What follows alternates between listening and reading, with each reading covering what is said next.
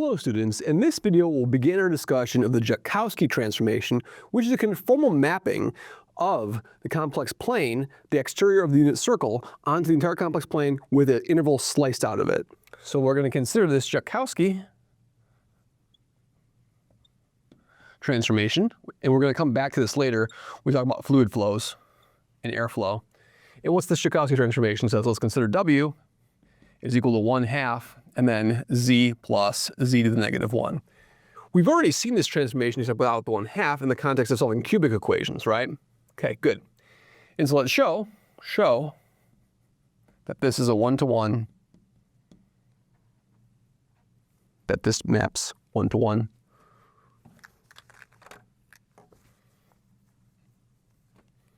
That this is a 1-to-1 conformal mapping of this region, that's just the exterior of the unit disk, right, onto C minus probably -1-to-1. I can't get the cosine values. Okay, good. So let's do it. Let's first prove it's 1-to-1, right? So let's suppose Z1 is not equal to Z2, right? Then what? Let's do it the opposite way, actually. Let's suppose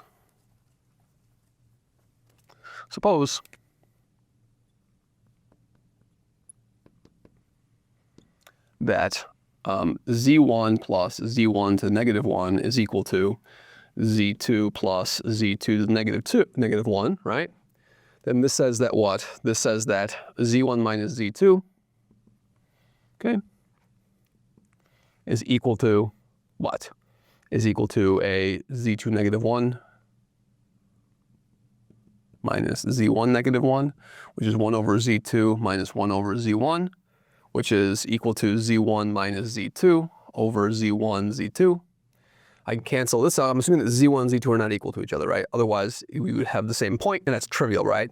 So that cancels with this, right? And the conclusion, therefore, is that this implies, what does this imply? This implies that Z1, Z2 is equal to 1, right? That's impossible, right? Because if they were both, so that says the modulus of these things, right? The modulus is equal to 1, right? What that says that either, if one of them is bigger, they're either both equal to 1, which they can't be, right? Or one of them is bigger than 1, the other one's less than 1. If one of them is less than 1 in modulus, that's impossible also. So this is a contradiction. So Z1 equals Z2, and you're injective. Okay, so it's an injective map of this region, okay? Now let's pick an arbitrary point in that set over there. Oh, let's show it's conformal next. So let's show it conformal. So what's dW dz? dW dz is going to be what? Is going to be 1/2 and then 1 minus 1 over z squared, right? And so this, if this was equal to 0, that would say what? This is equal to 0 if and only if what? If and only if 1 over mod z squared is equal to 1, which forces mod z to be on the unit circle, right? And that's again impossible, right? And so you're conformal. So it's a conformal mapping. Beautiful. Okay. Of course, if I plug in, for example, like z equals -1, then I'm in trouble, right? This would be a point where you're not conformal. So just note z equals 1, dw, and this is actually going to be important for us later, at z equals -1 is equal to 0. That's a point where you're not conformal, okay? You might say, why am I focusing on that so much? That's what gives us these airfoils, the Joukowski airfoils. Okay. Great. And so now what? So now let's let what? Let W be in C, not -1-to-1, okay? Then if we solve this equation, then 1/2 z plus z -1 equals W is equivalent to what quadratic equation?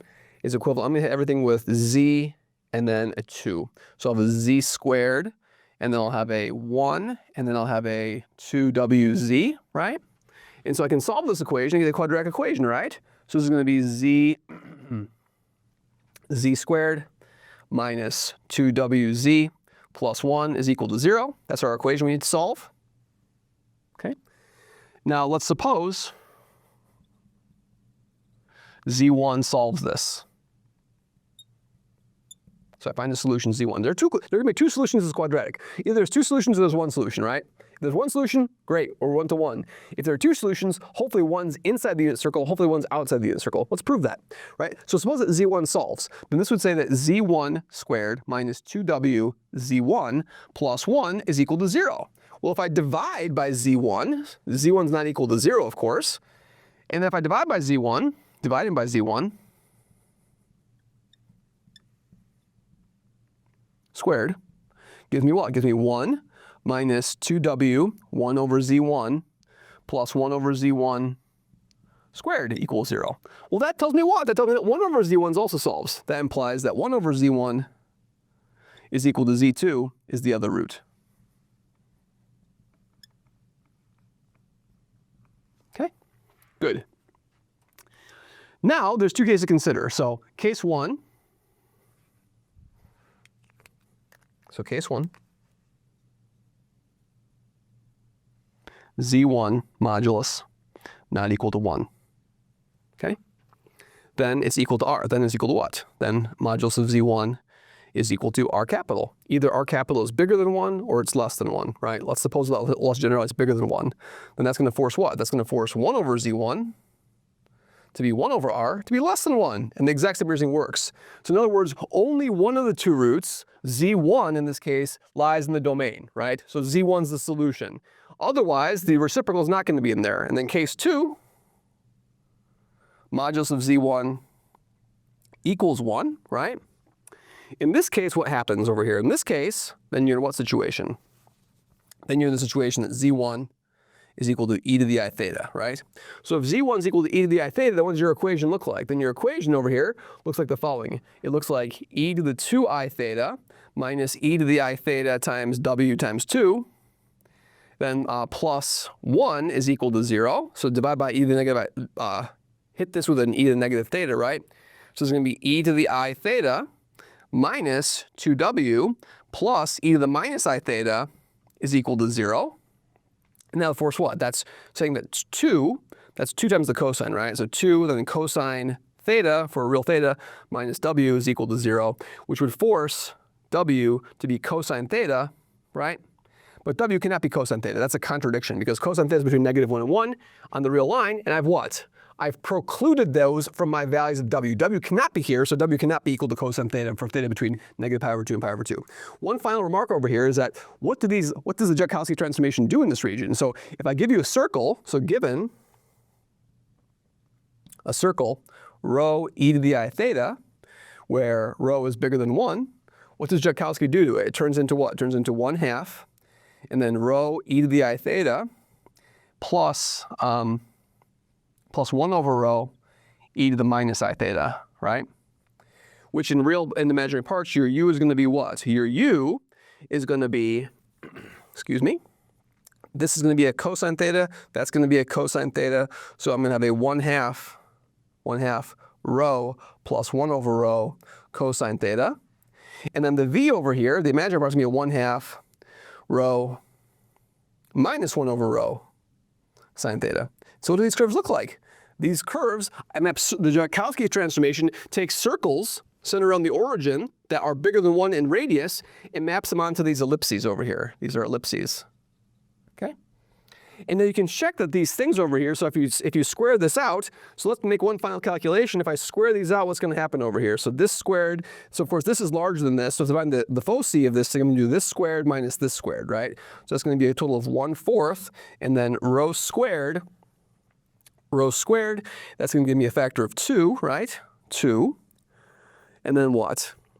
And then a rho to the -2 minus 1/4 rho squared minus 2 plus rho to the -2. If I do this correctly, it's a half, that's equal to 1, right? So that's your c squared. So your foci of these ellipses, the foci of these ellipses are always what? Plus minus 1. Beautiful, right? So in other words, these circles centered around the origin of radius rho that's bigger than 1 are mapped onto confocal ellipses. So these ellipses are confocal for any rho. Confocal, okay?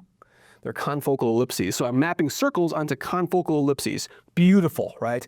So that's why if you read some of these older mathematics books, these older mathematical physics books, they talk about confocal ellipses, confocal hyperbolae, because they come up all the time in optics, come up all the time all over the place, right? To make sure that the things work correctly, you need to make sure that the focus of these conic sections are the same uniformly for all choices of parameters. So these confocal ellipses give me a strong indication that this Joukowski transformation is going to satisfy all sorts of nice physical properties, which we'll examine in further videos. In particular, we'll talk about what happens when I plug in a circle that's offset from the origin in the circle that actually goes through this point -1. If the circle goes to the point -1, this Joukowski transformation is going to take a circle that hits the point -1 where you're not conformal, and it turns into a cusp, and then it turns into what's known as the Joukowski airfoil, which is sort of the basis of it, one of the bases of aerodynamics, right? And trying to find velocity over this airfoil. Beautiful stuff. It really sort of connects the conformal mapping theory to lots of applications, which you'll see in further videos. Thank you very much.